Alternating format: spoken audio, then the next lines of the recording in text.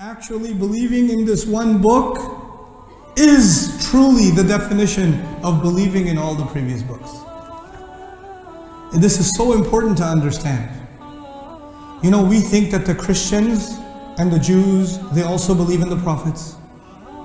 They also have Abraham, they also have Noah, they also have Moses, yes?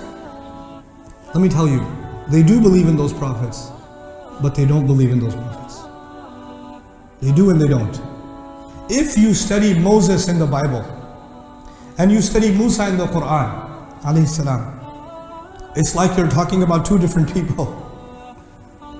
If you study Ibrahim alayhi salam in the Quran, and you study Abraham in the Bible and the things they say about him in the Bible, you will not believe that that is Ibrahim alayhi salam they're talking about. You will not believe it. I've experienced this. I've had conversations with rabbis and ministers about Abraham, about Noah, about Moses. I have learned many things from them. And the most important things I've learned is they don't know what a Rasul means. They don't know what that means.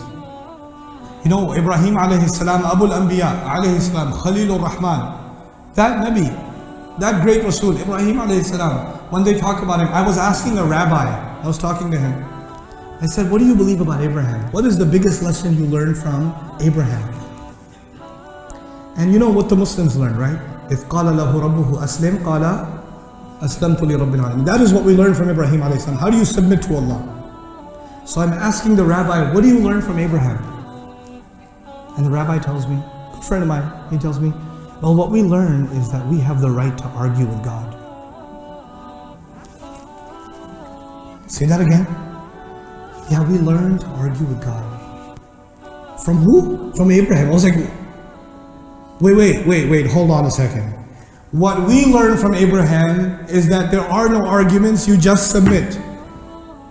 The one man who is the greatest example that you never argue with Allah, you just submit, is who?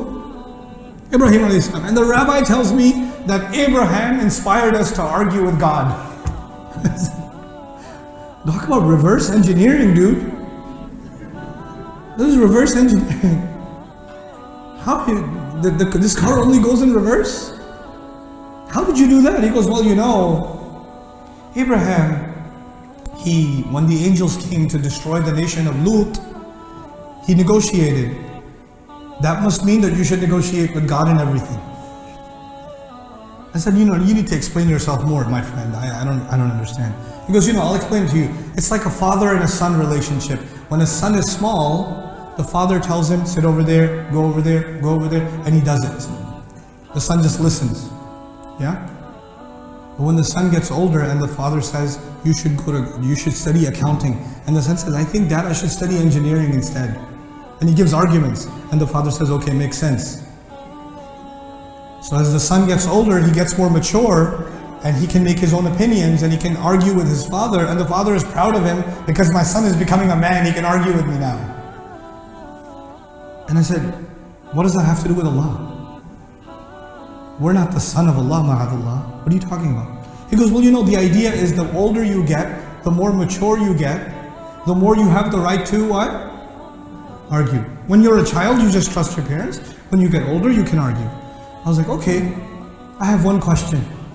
Ibrahim alayhi, they believe that the one that was slaughtered was who?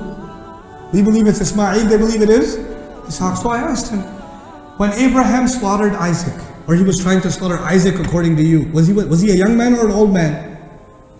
Abraham was an old man. I was like, so as he got older, he should be arguing with Allah even more, yeah?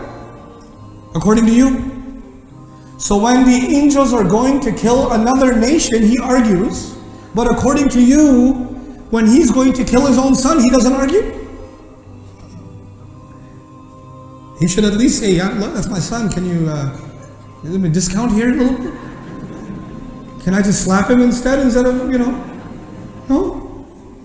There's no negotiation. You know? فَلَمَّا أَسْلَمَا وَتَلَّهُ لِلْجَبِينِ. What are you talking about? He got older, but he increased in submission, not in negotiation. Oh, he goes, you make an interesting point. I was like, okay, that's enough then. That's the rabbi's way of saying, I don't want to talk to you anymore. is when they say, you make an interesting point. We, the Muslims, are actually, one of our jobs in the world is to restore the integrity and the beauty of all the messengers and all the previous books. And you can only do that when you share the Quran with the entire world. The Jews don't know who Moses is, I tell you. They don't know who Abraham is. The Christians don't actually know who Jesus is. We know who he is, and we have to tell them. People think when you give da'wah to Islam, you have to tell people who Muhammad is sallallahu alayhi wasallam. I argue they will not appreciate Muhammad sallallahu alayhi wasallam because they don't even appreciate their own prophets yet. The Quran has come to restore the dignity of their prophets. I go to churches and I talk about Jesus. I go to churches and I talk about Moses. I talk about Abraham from the Quran. I was talking about Ibrahim alayhi salam in one of the durus, and the same rabbi was sitting in the audience. He was crying the whole time. He was crying the whole time. And everything I say is the opposite of what he reads. The opposite. And he's still crying. Because they know. يَعْرِفُونَهُ كَمَا يَعْرِفُونَ أَبْنَاءَهُمْ. They know. This is our job, people. We have to know this book and we have to share the beauty of this book.